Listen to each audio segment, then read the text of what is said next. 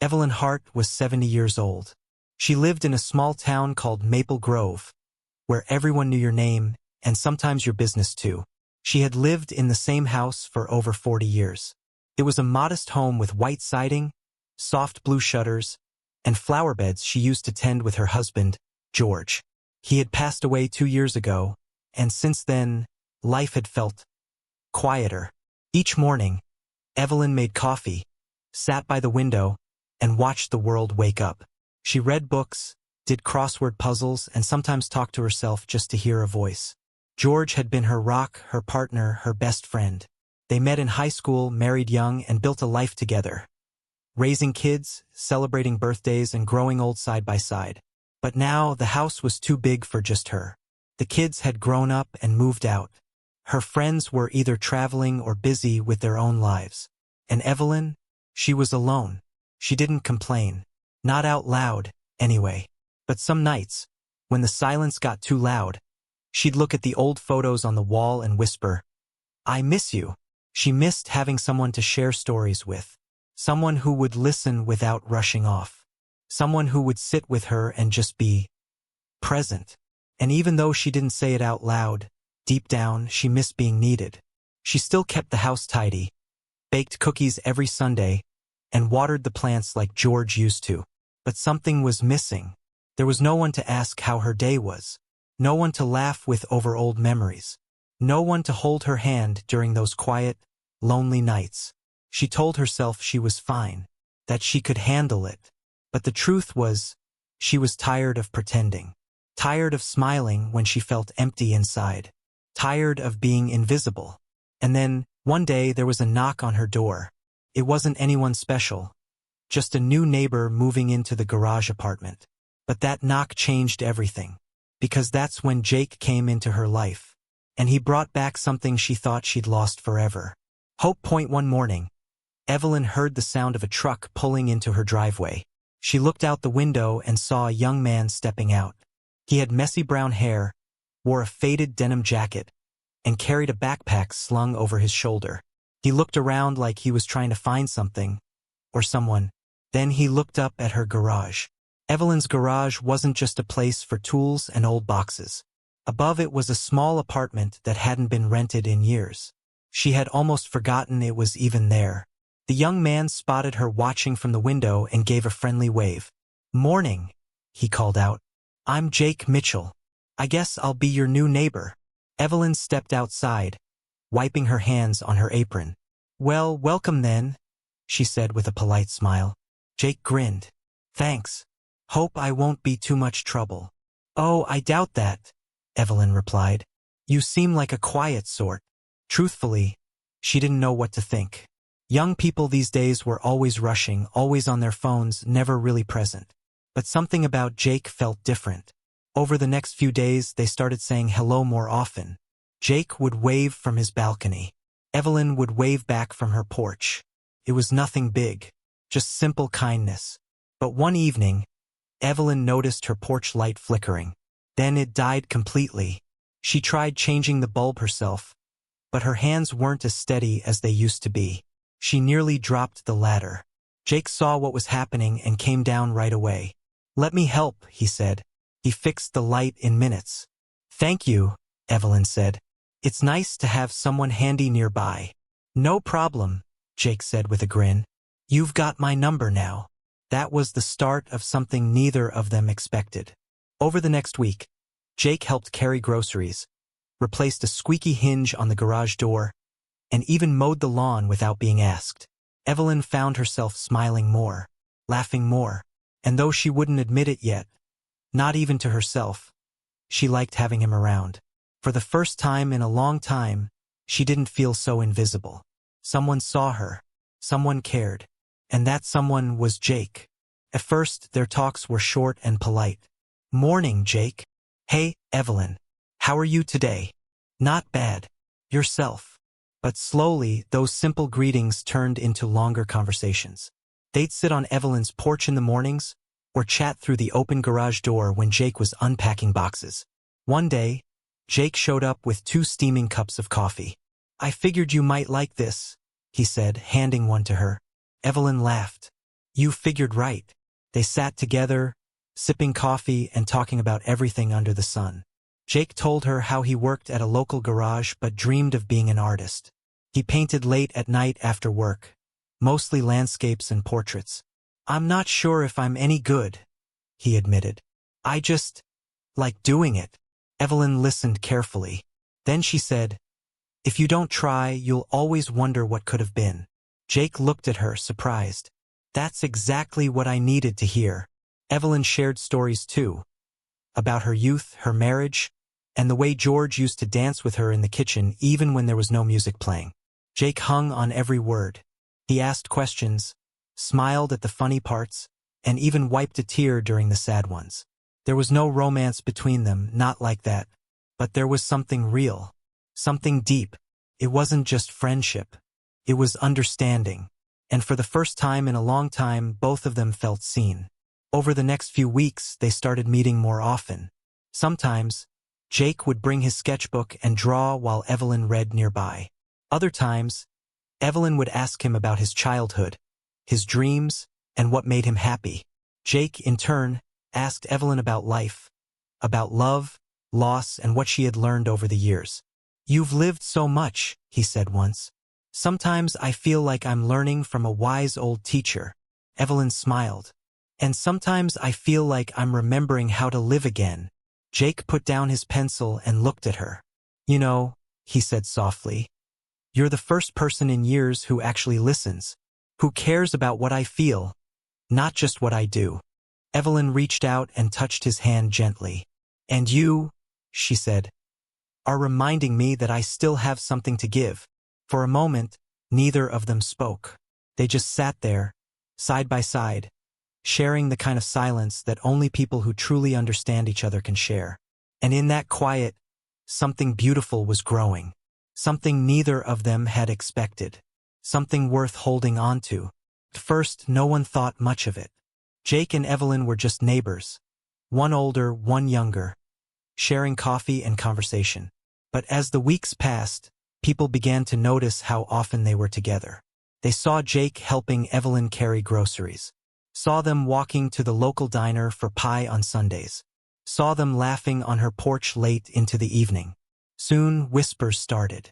"I heard he's dating her," said one woman at the grocery store. "Can you believe it? She's practically his grandmother." Another added, "I bet he's just after her house or her money." Even Evelyn's own family started asking questions. One night, her daughter Linda called. "Mom, are you sure about this Jake guy? He's so much younger than you." Evelyn sighed. "We're just friends." "But people are talking." Evelyn felt a lump in her throat. She hadn't done anything wrong. So why did it feel like she had? Jake faced his own share of judgment too. His friend from work asked, "Man, you really spending all your time with that old lady?" Jake frowned. "She's not that old lady. She's Evelyn. And yeah, I enjoy being around her." His friend laughed. "Whatever, man. Just don't let people think you're trying to get something from her." Jake rolled his eyes but didn't respond.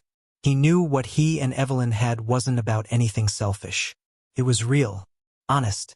Still, the pressure built. Evelyn started wondering if she was being foolish, if maybe people were right to be suspicious. Jake too felt the weight of it.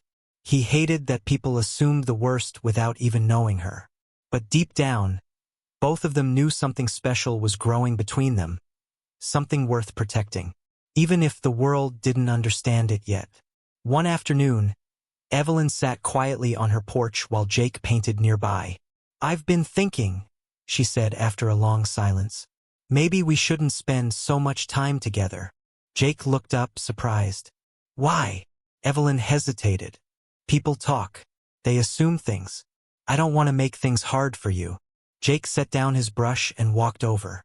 "Evelyn," he said gently, "if we stop seeing each other just because of what others think, then we're letting them win." He sat beside her. "You mean a lot to me," he said. "Not because of your house or your money or any of that.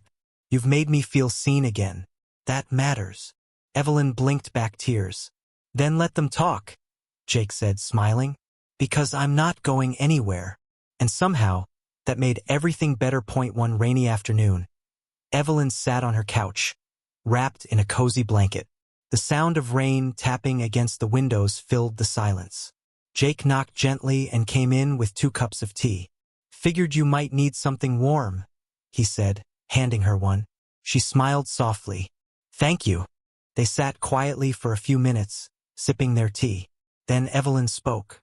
"Jake, do you really want to spend time with me? Or are you just being nice?" Jake looked surprised. He set his cup down and turned to face her. "Why would you think that?" he asked. Evelyn looked at her hands folded in her lap. "People keep saying things. I don't know. Sometimes I feel like I'm doing something wrong." Jake shook his head. "You're not doing anything wrong." He leaned forward, choosing his words carefully. "You're not just some old lady to me," he said gently. "You're the first person in years who actually listens, who cares about what I feel, not just what I do." Evelyn's eyes welled up slightly. "I've been alone for a long time," she whispered. "I guess I just worry that this is too good to be real." Jake reached out and took her hand. "Evelyn," he said, looking her straight in the eye, "you've seen parts of me nobody else has, and I care about you too. Not because of your money or your house or any of that. I care about you." Evelyn blinked back tears. "Thank you," she whispered. Jake gave her a hug. "Don't ever doubt that, okay?" he said. Evelyn nodded, feeling lighter than she had in days. For the first time in a while, she didn't feel invisible. She felt seen, truly seen, and that made all the difference. Later that evening, as the rain slowed to a drizzle, Jake picked up his sketchbook and flipped through it. Then he handed it to Evelyn. "These are for you," he said. Evelyn opened it and gasped. Page after page was filled with drawings of her, sitting on the porch, laughing over coffee, reading a book, even sleeping one afternoon when she dozed off during their chat. "You drew me?" she asked, stunned. Jake smiled. "You inspire me." Evelyn touched the paper gently, overwhelmed. "These are beautiful," she said softly. Jake sat beside her. "You helped me believe in myself again," he said. "This is just my way of saying thank you." Evelyn closed the sketchbook and hugged him tightly. In that moment, they both knew, whatever anyone else said, they had something rare, something worth holding on to. From that rainy afternoon on, something shifted. Evelyn and Jake didn't just continue their friendship. They leaned into it. They let it grow unapologetically, even when people still whispered. Jake started painting more seriously. He filled sketchbook after sketchbook, not just with art, but with moments of Evelyn laughing, of her sipping tea, of her looking out the window like she was watching life pass by. And Evelyn, she found herself smiling more, laughing more, living more. She began joining Jake on small adventures, nothing fancy, just simple things they both enjoyed. They took drives through the countryside, windows rolled down, music playing softly in the background. They visited local art galleries, where Evelyn would ask questions and Jake would explain what he loved about each painting. One Saturday, Jake brought home a canvas and some paints. "Let's try something new," he said. Evelyn raised an eyebrow. "Painting? Why not?" Jake grinned. "You've got stories. I've got colors. Let's make something together." So they did. Evelyn dipped her brush into soft blues and warm yellows, painting memories. George dancing in the kitchen, her kids blowing out birthday candles, lazy summer days at the lake. Jake painted beside her, capturing the way her eyes lit up when she talked about the past. They weren't just creating art. They were creating joy. And for the first time in a long time, Evelyn felt like she had a purpose again. One evening, as they sat side by side cleaning their brushes, Jake turned to her. "You know," he said, "you're the reason I'm applying to art school." Evelyn looked surprised. "Me?" Jake nodded. "You believed in me before I even believed in myself." Evelyn smiled warmly. "That's what friends do." Jake paused, then said, "No, that's what family does." Evelyn's heart swelled. She reached over and squeezed his hand. "Well then," she said softly, "I guess we're family." And somehow that made everything feel even more real, more meaningful, more lasting. One Sunday, Evelyn surprised Jake with an invitation. "I want you to come to Thanksgiving dinner," she said. Jake blinked. "With your family?" Evelyn smiled. "Of course. They should meet the man who's brought so much joy into my life." Jake felt a warm rush of emotion, but also nerves. Meeting the family was a big step. He wanted to make a good impression. The day of Thanksgiving arrived. Jake dressed nicely, brought a pie, and followed Evelyn into her daughter Linda's house. Inside, the smell of roasted turkey and fresh rolls filled the air. Her son Dan sat at the table with his wife and kids. Everyone looked up when they walked in. There was a moment of silence. Then Linda stepped forward. "Mom," she said, clearly surprised. "You didn't tell us Jake was coming." Evelyn smiled. "I thought it was time." Everyone was polite, but the mood was stiff. During dinner, questions came slowly. "So, how did you two meet?" Dan asked. Jake explained how he'd moved into the garage apartment and fixed the porch light. "And now we just hang out," he added with a small smile. Linda studied him carefully. "You're what? 25. Jake nodded. "That's quite a gap," she said, glancing at her mother. Evelyn took a deep breath. "He's been more than a neighbor. He's been a friend. A true one." After dinner, Jake helped clear the table. Then he played cards with Evelyn's grandson, making the boy laugh with silly faces. As the night went on, something shifted. Linda finally sat beside Jake. "I'll admit," she said, "I was skeptical." Jake gave a small nod. "That's fair. But watching you with my mom tonight," she paused, "you seem to really care about her." Jake looked over at Evelyn, who was laughing with her grandson. "I do," he said honestly. "She's important to me." Linda smiled slightly. "Well, then, welcome to the family." Later that night, as they drove home, Evelyn turned to Jake. "You handled yourself beautifully today." Jake grinned. "I was nervous the whole time." Evelyn laughed. They saw through it. Jake glanced at her. "But you knew I'd be okay." Evelyn reached over and gently squeezed his hand. "I always knew," she said softly. Not long after, Jake invited Evelyn to meet his younger brother, Tommy. Tommy was only 19, full of energy, and curious about the woman his brother talked about so much. At first, he was skeptical too. "So, you're the famous Evelyn?" he teased. Evelyn raised an eyebrow. "Famous, huh?" Jake groaned. "Don't start." But like the rest of the family, Tommy warmed up quickly. By the end of the visit, he was calling her Auntie Evie and promising to visit again soon. Slowly, the walls around them came down. Family learned to accept what they had. A bond that wasn't about romance, but about love in its purest form. Evelyn and Jake had built something rare. A bond that went beyond age, beyond expectations. They laughed together, painted together, and shared the kind of quiet moments that only two people who truly understand each other can share. But life isn't always smooth. One cold morning in early winter, Evelyn didn't come outside for her usual coffee. Jake knocked on her door. "Hey, Evie? You okay?" There was a pause before she answered, her voice weak. "I'm not feeling so great." Jake stepped inside and saw her curled up on the couch, wrapped in a blanket, looking paler than usual. "You need to see a doctor," he said gently. "I'll be fine." She tried to brush it off, but Jake wasn't convinced.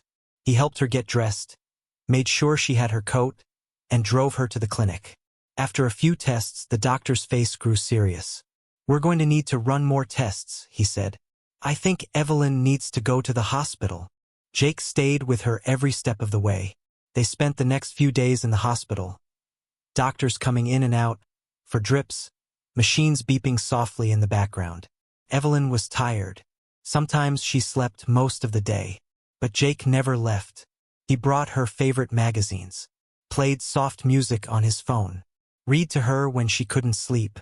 One night, Evelyn woke up and saw Jake sleeping in the chair beside her bed. She felt a lump in her throat. When he woke up, she said quietly, "Jake, I don't want to be a burden." Jake sat up and took her hand.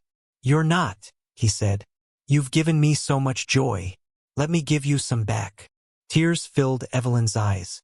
"You already have," she whispered. The weeks passed slowly. Evelyn got stronger, but it was a hard road. There were bad days mixed in with the good. Some mornings, she barely had the energy to sit up. Other times, she'd smile and ask Jake to bring his sketchbook so they could paint together again. One afternoon, as she sat propped up in bed, she looked at him. "I used to think my best days were behind me," she said softly. "But somehow, being here, with you, makes me feel like there's still something ahead." Jake gave her a warm smile. "That's because there is." Then, just as things were starting to look up, Evelyn had a setback. Her breathing became labored. Her body weakened again. The doctors ran more tests. Jake held her hand through every one. This time, Evelyn knew how serious it was. She turned to him one evening, her voice quiet but steady. "Promise me something," she said. "Anything," Jake replied. "If I don't make it through this, promise me you'll keep painting." Jake's eyes filled with tears. "I promise," he whispered. Evelyn smiled faintly. "And promise me you'll keep living. Fully. Beautifully." Jake nodded, holding her hand tightly. "I will," he said. "For you." Those weeks were the hardest either of them had ever faced. But through pain and fear, through silence and strength, one thing remained clear. Their bond was unbreakable, no matter what came next. Spring arrived slowly in Maple Grove, like it always did, with soft green leaves, birds returning to the trees, and flowers peeking through the soil. Evelyn was finally home. The hospital stay had been long and hard, but she had made it through. Slowly, she was regaining her strength. Her appetite came back. Her smile returned, and so did her joy. One morning, as she sat on her porch wrapped in a cozy sweater, Jake joined her with 2 steaming cups of coffee. "I've been thinking," he said, handing her one. Evelyn smiled. "That sounds dangerous." Jake chuckled. "Very funny. But seriously, I want to do something special for you." Evelyn raised an eyebrow. "You already do plenty." Jake shook his head. "Not enough." He leaned forward, eyes bright with excitement. "You've done so much for me," he said. "You believed in me when no one else did. You gave me confidence, hope, purpose." He paused, then added softly, "I wouldn't be where I am today without you." Evelyn looked at him, touched. "And now," Jake continued, "I want to give something back." A few days later, Evelyn got a call from the local library. "Hello, Mrs. Hart?" the voice said. "This is Sarah from the Maple Grove Library. We're calling because we'd like to host a small art show next week. Would you be interested in helping us organize it?" Evelyn agreed, curious but not sure what to expect. On the day of the event, she dressed nicely and walked into the library. But when she stepped inside, she froze. Every wall was lined with paintings. Her eyes scanned them, stunned. Each one was drawn by Jake. There were portraits of her, laughing, reading, sitting quietly in the sun. There were landscapes they had seen together on their drives. Scenes from their little town. Moments frozen in time. In the center of the room stood a sign that read, "This show is dedicated to Evelyn, the woman who taught me that art isn't just about paint. It's about heart." Tears welled up in her eyes. Jake walked over, smiling nervously. "What do you think?" he asked. Evelyn looked around, overwhelmed. "I think," she whispered, "you've just made me the proudest woman alive." Jake grinned. "You inspired this. Every piece." Evelyn turned to him, tears streaming down her face. "I believe in you," she said. "I always have." Jake pulled her into a tight hug. "I wouldn't be here without you," he whispered. Around them, people began arriving. Neighbors, friends, even strangers who had heard about the young artist showing his work for the first time. Some bought his paintings. Others simply admired them. But for Jake, the real moment came when he saw Evelyn walking around, pointing out details, telling stories behind each painting. She was glowing. And in that moment, he knew this was more than just an art show. It was a thank you, a celebration, promise, that no matter where life took them, they would always carry each other's hearts. Even after the art show, not everyone understood. Some neighbors still whispered. Some strangers raised eyebrows when they saw Evelyn and Jake walking together. But neither of them cared anymore. They had built something rare, a bond that couldn't be explained in simple terms. It wasn't just friendship. It wasn't romance. It was deeper than that. It was family. It was love without limits. One afternoon, as they sat on Evelyn's porch watching the sunset, she turned to Jake. "You know," she said softly, "people still talk." Jake smiled. "I know," Evelyn sighed. "Sometimes I wonder if we're strange." Jake chuckled. "Maybe we are. But I think being a little strange is better than pretending to be normal." Evelyn laughed, then grew quiet. "I used to think love only came once," she said. "That it was something you found in youth, and if you lost it, that was it." Jake looked at her gently. "You don't believe that anymore?" She shook her head. "No. I think love finds us again. In different forms. In unexpected people." Jake nodded. "Like you and me." Evelyn smiled warmly. "Exactly like us." They sat in silence for a moment, the sky painted in soft oranges and purples. Then Evelyn spoke again. "I used to feel invisible," she admitted. "Like I didn't matter anymore. Like my best days were behind me." Jake reached over and took her hand. "But now?" he asked. She looked at him, eyes full of life. "Now I feel seen," she said. "Truly seen." Jake gave her hand a gentle squeeze. "And I feel like I belong somewhere," he added. For the first time in a long time, Evelyn leaned her head on his shoulder. They didn't need fancy words or grand gestures. They had something more powerful. Understanding, respect, love beyond age. And as the sun dipped below the horizon, painting the sky with color, one thing was clear. Their story wasn't about how old they were.